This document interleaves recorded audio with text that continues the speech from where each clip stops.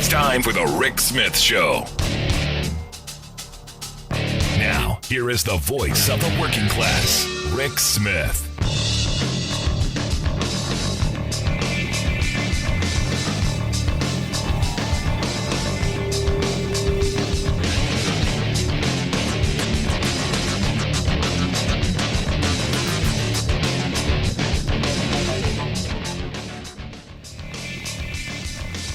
And welcome, brothers, sisters, working class heroes. This is the Rick Smith Show.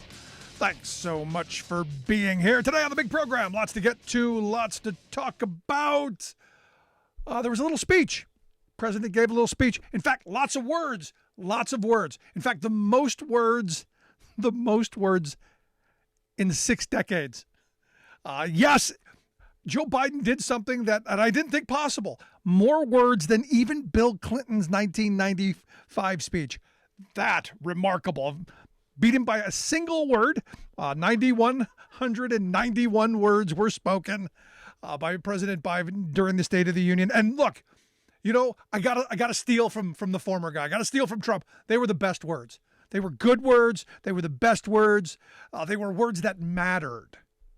Uncle Joe was talking to the working class of this country, and it showed. Look, the snap polls afterwards, wildly popular speech with the American people. CNN did their flash poll, 72% approved positive reaction of Biden's speech. 71% of the speech watchers said his policies would move the country forward, move us in the right direction. And I completely agree, which is why I think Biden and the team needs to keep hammering. Been saying this now for his entire presidency.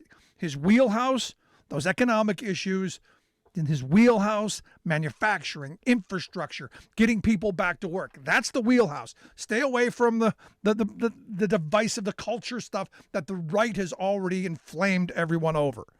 Stick right where you want. And look, he didn't back up. He didn't back up at all, didn't waver at all on his economic plan. He was full head-on working class hero.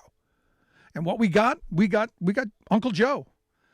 Genuine, good person, deeply cares about the country. That's what we got. Now, look, the thing that's interesting is you got, everyone on the right virtually saying it was the most partisan. I love whenever this stuff happens because it's always they're the most liberal ever, they're the most partisan ever, they're the most fill in the extreme language ever. And look, Ted Cruz did his little video, and I said he probably recorded that before the speech. He didn't even have to go and read it. He knew what he was going to say because it's the outrage candy that has to be fed to the base. You can't agree with. It's interesting. They booed in spots where you go, really? Infrastructure? You're going to boo that? Now, the interesting part is you got the GOP toddlers showed us something. They showed us that Kevin McCarthy does not have any control over his caucus. They made him look foolish during the State of the Union. They couldn't hold their water. He tried to potty train him. He tried to get him on board. He tried to get something, but not a thing. And they behaved like you would expect them to behave, like children, yelling, screaming, carrying on. You lie! Yeah, okay. Reality is, the American people watched.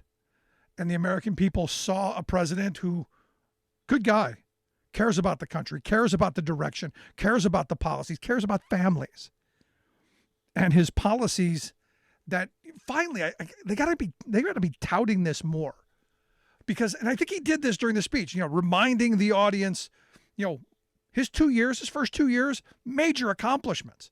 And I've been saying, if the former guy had any of those, we'd be bombarded with them. So they got to get out there and they got to be talking more about this. And he came out and he said, look, we're not backing up. We're not cutting Social Security. We're not cutting Medicare. On this debt ceiling thing, you've got to pass this. And I thought that was important. Lay it out to the American people what that means.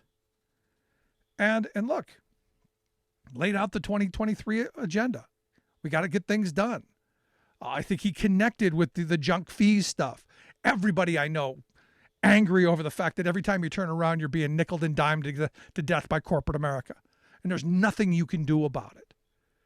It's about time we start pulling back on some of that stuff. And, the big thing is he really exposed how extreme the Republican opposition, how unreasonable they are, how nuts they can be. And the one part over the Social Security where Biden came out and said, look, a lot of Republicans, their dream is to cut Social Security and Medicare. Well, let me say this. It's your dream. I'm going to have my veto pen to make it a nightmare. Great line. Republicans lost their mind. We would never do that. I'd never say the thing that I always say. I'll never admit to the thing that I've always wanted. Andy Biggs, the representative, tweeted out, Biden's speech last night further proves he's a serial liar. Not a single Republican wants to cut Social Security and Medicare. Not a single? Not a single one? Hold on, wait a minute. That might be true. Maybe the wording, again, it's back to the wording. You got when you're dealing with lawyers, got to make sure that to get the words right. Not a single Republican wants to cut Social Security and Medicare. That's because they all do. So not one, all of them. And again, never say the thing that I actually say I believe in.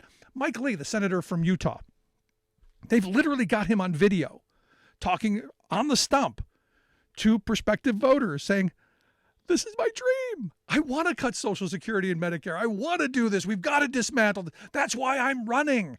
It's the whole purpose he claims he's there for. But if you were to look, when they pan to his face, this, what, me? Oh, I would, no, not me.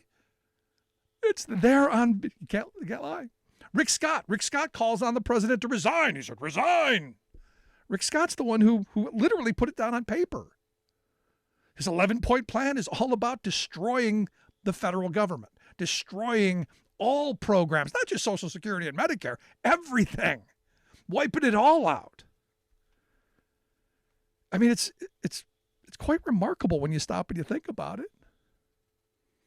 I mean, but this isn't new. Again, none of this stuff is new. This is who they are. It's what they've done. It's what they've wanted to do for years. They've told us, and they've told us, and they've told us.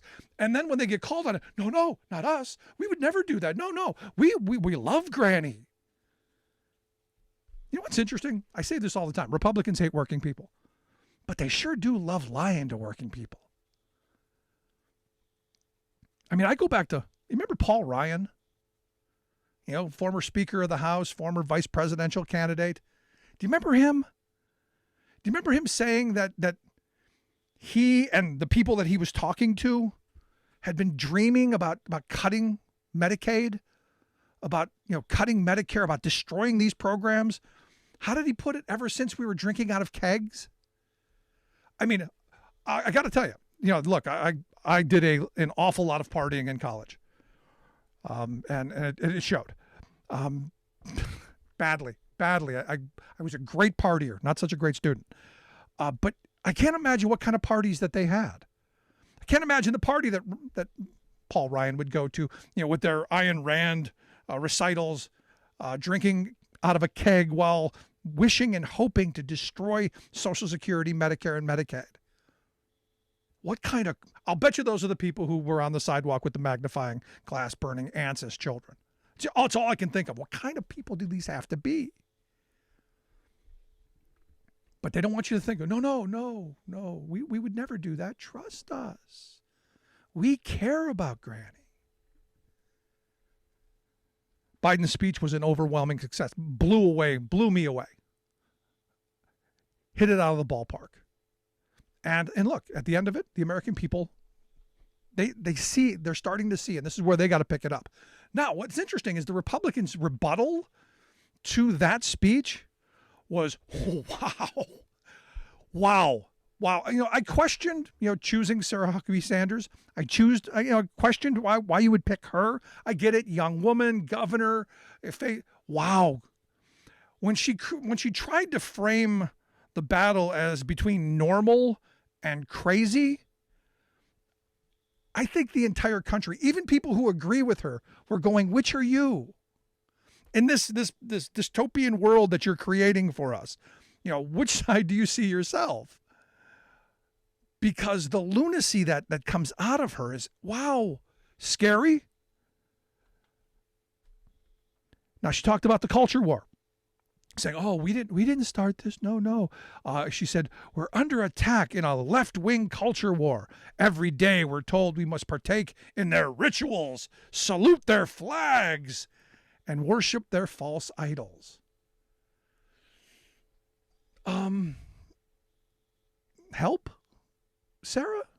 Seriously? You're the guys who've been forcing literally, your rituals, the flag, money, false idols. You're this folk. It's frightening to see the world. And as I watched her speech, I'm going, I wonder what she sees when she looks out the window. What kind of a horrible hellscape does she see this country as? We've got problems, yeah. But the economy's moving in the right direction, created over 500,000 jobs in January. Unemployment at the lowest rate that it's been in my lifetime. Are wages sufficiently high? No, we need to do something about that. And that's why I think organizing and joining unions and fighting for better wages, hours, conditions, that's a huge part of it. But this weird kind of bizarre, I don't know. It's frightening, the world that they see. And when she said that, she's the change maker, that should frighten every sane, rational voter, because the world that they envision is a very, very ugly one. So I'm curious your thoughts. Email me, rick@thericksmithshow.com. What did you think of the speech? Was it good? Was it bad?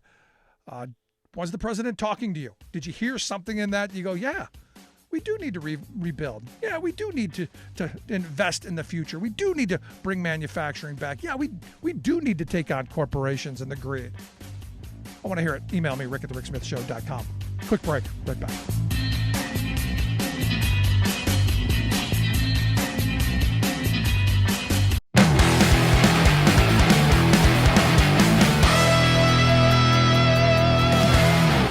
Eggs, a staple of America's breakfast, have gone from a cheap source of protein to a luxury good. Socialism bad, capitalism good. Americans own 46% of the world's guns.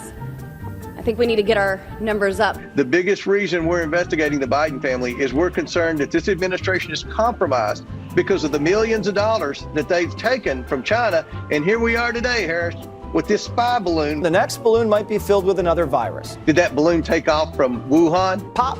Droplets all over. We're all on ventilators again. And the message they're trying to send the world is, look, these guys can't even do anything about a balloon flying over U.S. airspace. And there was a message behind it. But the balloon was shot out of the sky. What do you mean? I mean, the balloon was taken down. If you've ever seen the movie Independence Day, where people are coming out to their porches, they're pulling over their cars, it really reminded me of that. The catastrophic Chinese spy balloon spectacle clearly threatened American families. President Trump would have been impeached over this. President Trump put forward a very aggressive America First policy, and that's why China wouldn't fly balloons over America. I don't know why they waited so long to tell people about this. And if they knew the trajectory that it was on, it seems from late last week. All right, early last week. And we're also told, by the way, that this happened 3 times under the previous president. Obviously, there were no public notifications there. And I've learned my lesson, and I can guarantee you that from now on, anything and everything is always going to be above board. It's largely always been above board. Of all the tribulations the producers of Spider-Man Turn Off the Dark had to endure, we are very pleased, proud, and relieved to report working with George Santos was not one of them. The RNC did that. Their representatives didn't listen to the people of our country that wanted a change in the RNC leadership, because I was the top of all the polls. I almost doubled both of them combined in the Rasmussen report.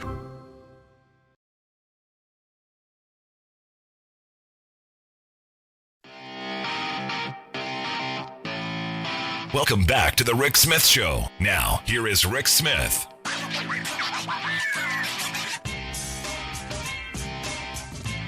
So, this is something that's got my attention and should have every parent's attention in this country. Now, you've got the right who constantly talks about parental choice and how much they care about, how much they love the children and how they're pro-life and how we got to help the children. It's all about the children. We love the children.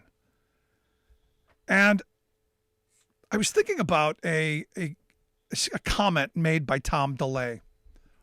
I guess going back, I think like 2007. And it's important because that's about 16 years ago he said this. He was talking about abortion. He was talking about undocumented immigration. He said, I contend abortion affects you in immigration. If we had those 40 million children that were killed over the last 30 years, we wouldn't need illegal immigrants to fill the jobs that they're doing today. Now, again, I've always said they don't care about the children. They don't care about your families. They don't care about any of that stuff. They care about money. They care about greed. They care about corporate special interests.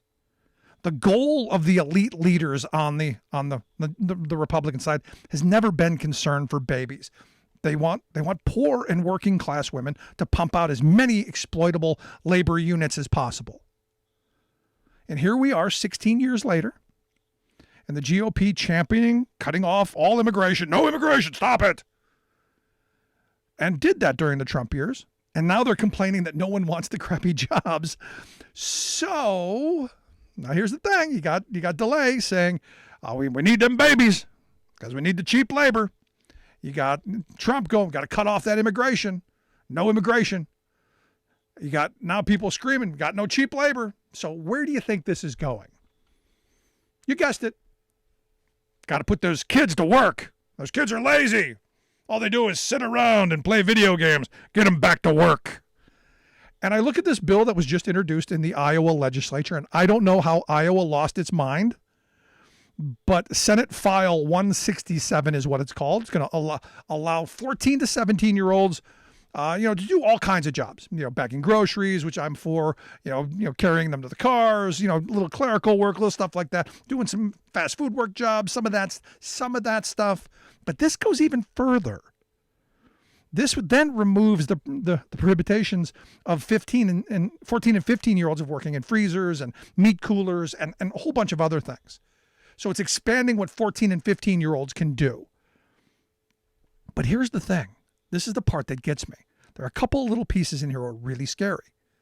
One of them would allow the Iowa Workforce Development and the State Department of Education. Now, listen to this. This is important. Would allow those two organizations, the government agency and the schools, to seek exemptions of any of the prohibitions on 14 to 17-year-olds. Any of them. So when we heard those stories of those kids working in the slaughterhouses and that there were fines and all that stuff going on, where do you think this is going? Now, here's where this gets interesting, because we're gonna create school to employer pipelines. We got to get kids ready to go to work. So we're going to get them into school. We're going to teach them how to use those meat cutters and those tools, and we're going to put them to work at 14. Maybe even in mining. Who knows? Maybe we're going to put the kids back in the mines. Now you go, but Rick, we want kids to be able to learn some responsibility, and I do. My kids have all had jobs younger than I want them to, but they're doing that stuff. Heck, I had a paper route at 8. I had 2 paper routes by 9. You can cut grass, did all kinds of stuff.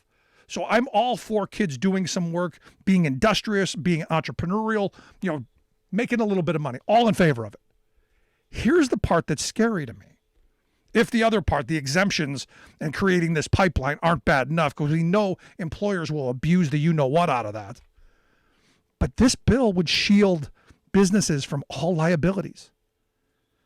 It's going to exempt them from civil liability. So if the kid gets hurt, sorry, not our problem.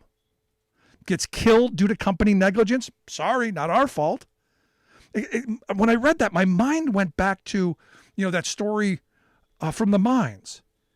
100 years ago, if the kid got killed in the mine, and more than half of them did at younger ages, They take the kid home, throw the body against the door, and hey, baby's home. Are we heading backwards? The fact that they're going to have immunity for employers tells me that workplaces are going to get much more dangerous.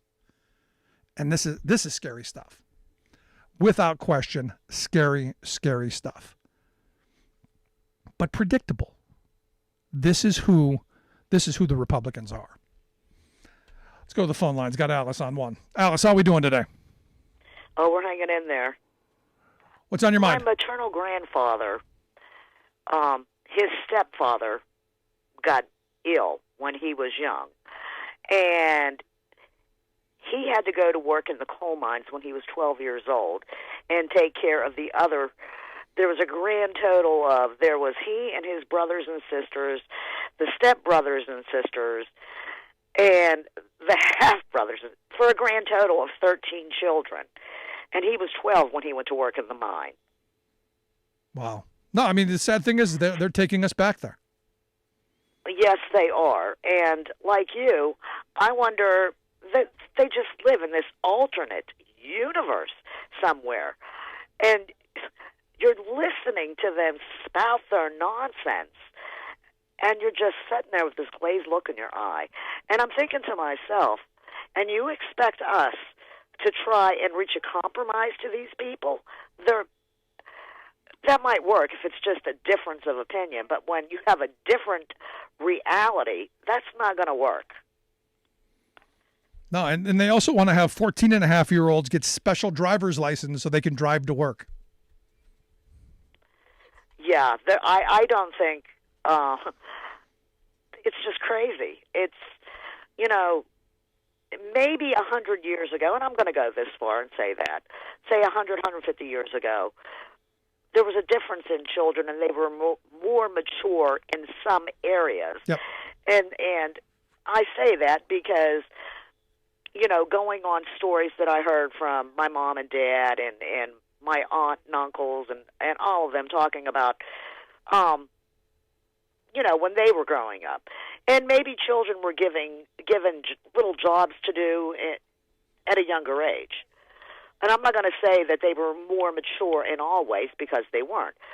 But I don't think today's children are going to go down and work in the coal mine and in these other areas and even understand the consequences that can follow. Oh, no, these aren't going to be white kids.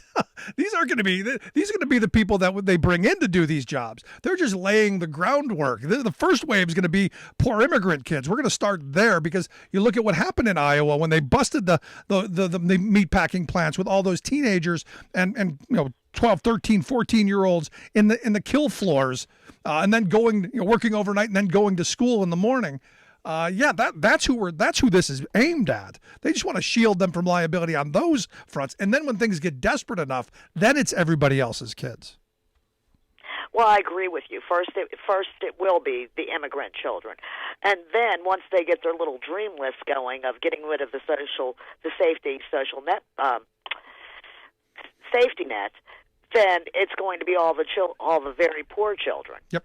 But it's just crazy. And by the way, I love Biden's speech last night. But you have a good evening, Rick. Thanks so much, Alice. Appreciate it. No, the reality is what Republicans want to do is repeal the 20th century. Been saying that for the longest time.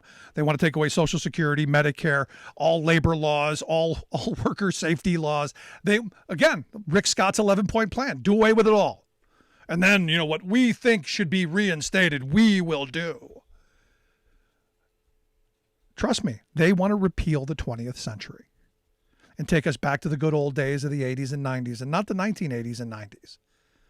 They want to take us back to the era where kids had to go down into the mines. They want to take us back to the days where workers had to work in desperate conditions for poverty wages because there was nothing else. There is nothing good in this kind of legislation. But you know what? Interestingly enough, it's popping up in a lot of places. The war on children is not on the left. The war on children is in the right. The folks who, we got to get those kids to work. It's not about what they're telling you. Look behind the curtain. I want to hear your thoughts. You think it's a good idea for 14, 15-year-olds to work in dangerous conditions? You think You okay with that? I want to hear it. Email me, rick@thericksmithshow.com. If you miss any portion of the program, make sure you download the podcast. Wherever you get your favorite podcast, you'll find ours.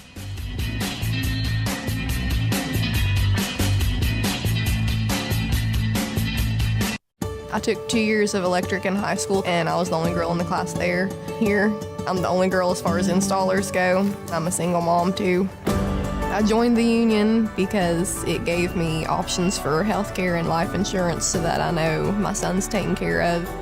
I like what I do. Like, this is the best job I've ever had. You think solar panels is more like California. You wouldn't think Appalachia would have any. It would be smart if the government would invest more in clean energy resources. It doesn't matter what kind of weather. It doesn't matter what time of day or night. When Mother Nature's done her worst, the only thing that matters to us is keeping the lights on for you. The hardworking women and men of the International Brotherhood of Electrical Workers, dedicated to keeping the power on in communities all across the country. Because when bad weather strikes, we know what matters most. IBEW, the power professionals.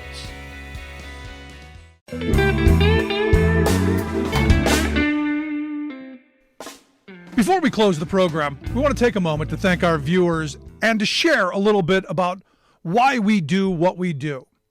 At The Rick Smith Show, we believe that media today is almost entirely controlled by corporate greed. So we have now 24-hour news channels.